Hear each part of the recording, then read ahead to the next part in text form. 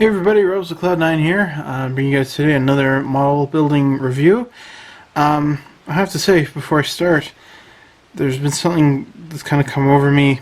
It's been building up for the past few months, and it has stopped my ability to build models properly, and it is getting to a point where I had to go see a doctor about it. It was bothering me so much. And, the doctor asked me, so when did this start? And I told him, well, just, kind of only a few months ago. And, let me just show you what's kind of going on here. So, it's, not very fun here. Trying to hold the paintbrush steady and all that. And we began going through this list of what could be causing this and running every medical test available, and nothing conclusive came up. Scans, x-rays, and all the works there. And it was getting to a point where he's asking me, so just think back to stuff that you did, a few months ago that might have triggered this. And I began thinking, he said, is there anything you did? And I thought, well, I had this idea. There's something I haven't done in a long time that this could be, the cause of it. And so I went home and I tested it and went back and told the doctor, you're not going to believe this, but it works. It actually works. I figured it out. So I'm going to show you guys this, because it was absolutely unbelievable. So look at this. Oh, it's just gone right then and there. Yeah, it's just me not having built a zero in a long time. So I'm going to build today Tamiya's vintage A6M3 Hamp in 72nd scale. You guys remember I did an inbox review at the beginning of the summer. I'm going to post a link to that down below for those of you who haven't seen it yet. It's all down there. But yeah, I'm feeling rather neglectful. And a bunch of people have actually been asking me about, when are you going to build a zero? When are you going to put around a zero video? Well, the answer is right now. Yeah, I really wanted to build this one basically as soon as I got it. And really feeling up to building a zero right now. So let's just take a look inside of the kit here.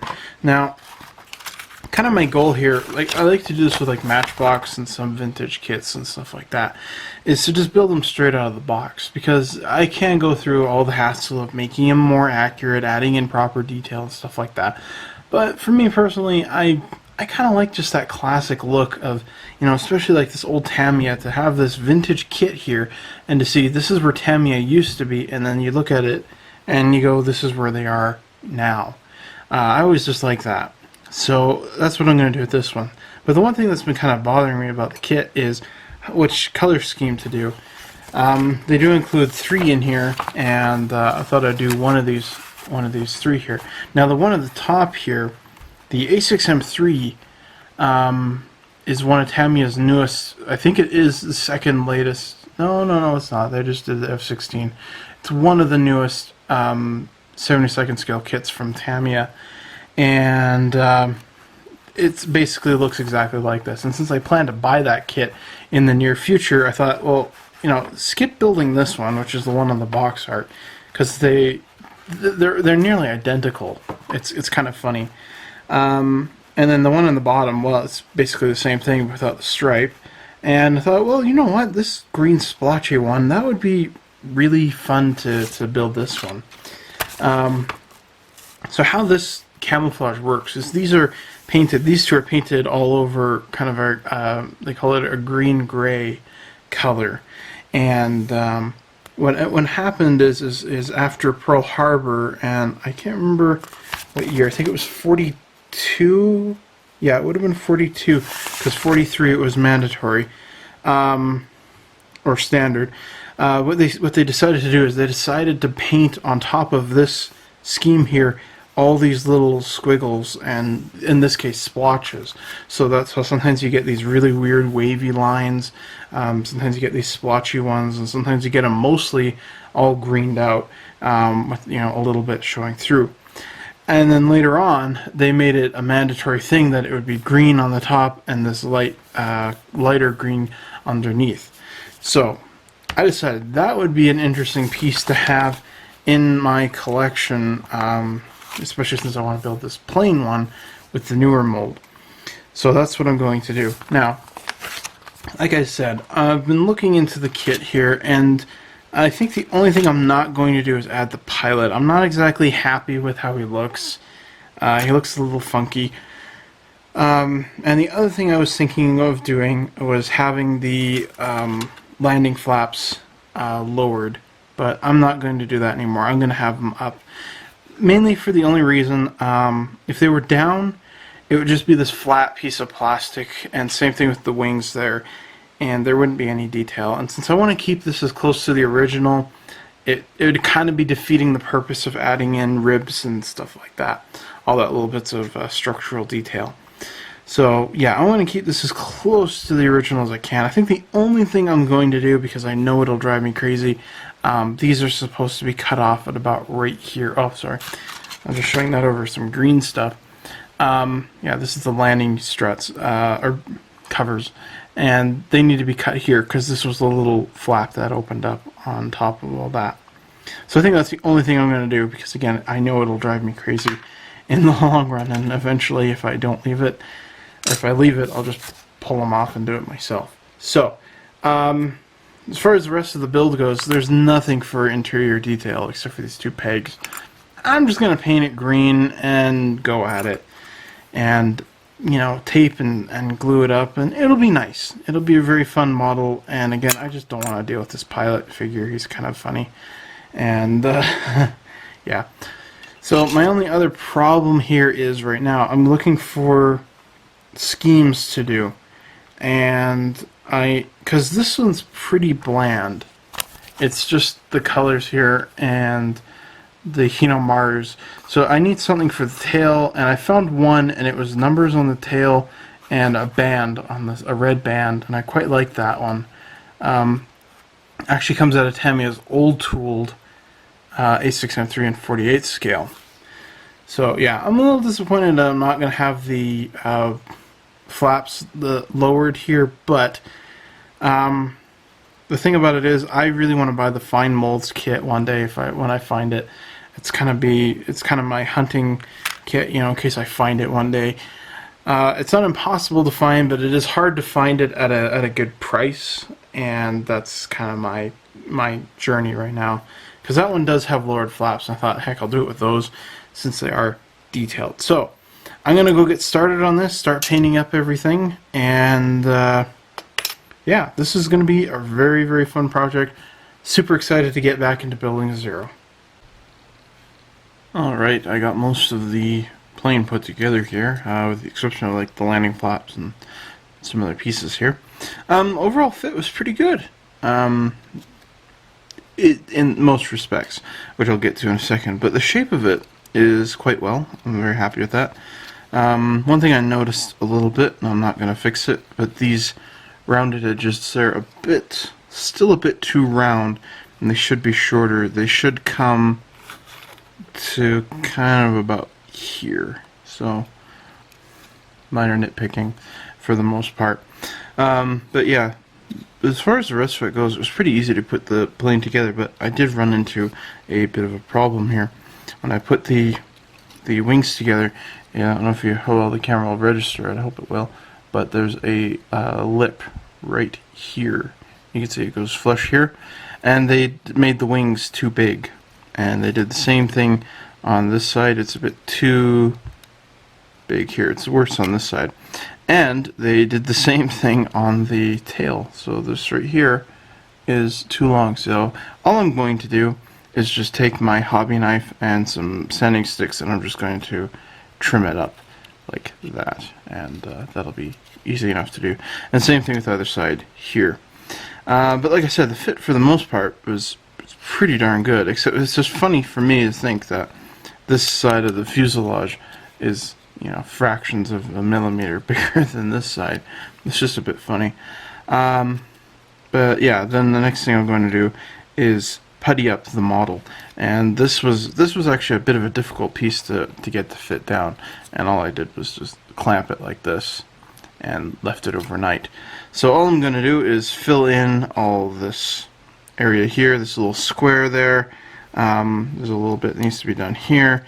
This is kind of funny. They the mold didn't go all the way through, so I've got this bit of a gap in there.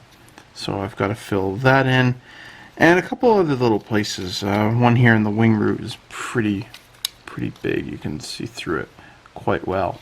Doesn't quite register on the camera there. I guess it does, but yeah. For the rest of it though, it's pretty good. I just need some puttying and some sanding. And what I'm going to do for the puttying is put pieces of tape on either side, you know, to about here and about here. And I'll put the putty down, and then I'll sand it, and then I'll remove the tape. That way I don't remove any of these rivets, because the rivets are actually very nice.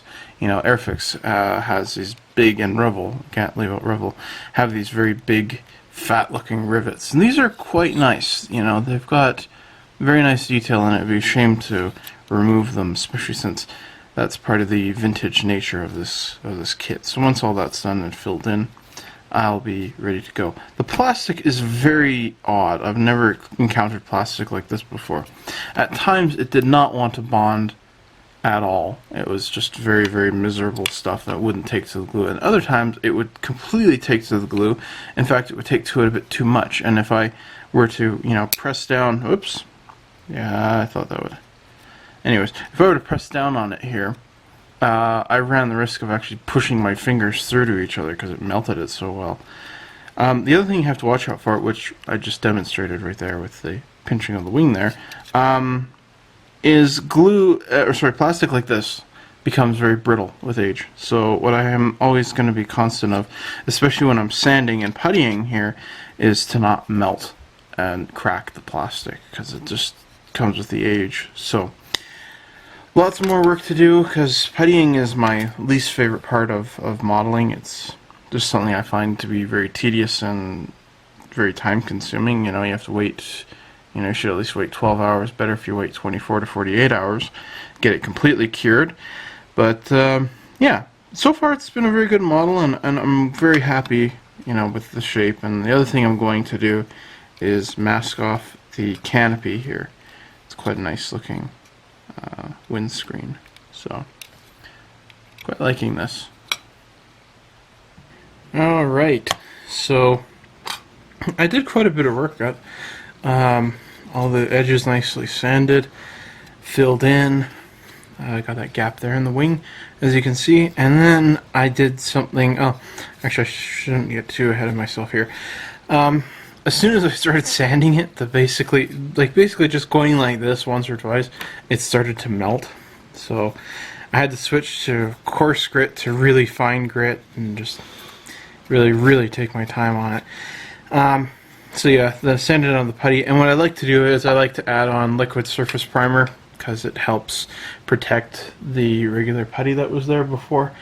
And when you sand this stuff down, it's much more smooth. I recently learned something about this surface primer. It's the same stuff that comes in the can, and so I'm not exactly happy with this stuff, mainly because of the smell, I think. But I did something really stupid with it anyways. Instead of painting like a little line here of where I had already worked, I basically painted it on the whole thing, on the whole upper top there, and so I made this huge mess. And I went, oh, great, you idiot. Now I just took a cotton swab and went at it, and like that.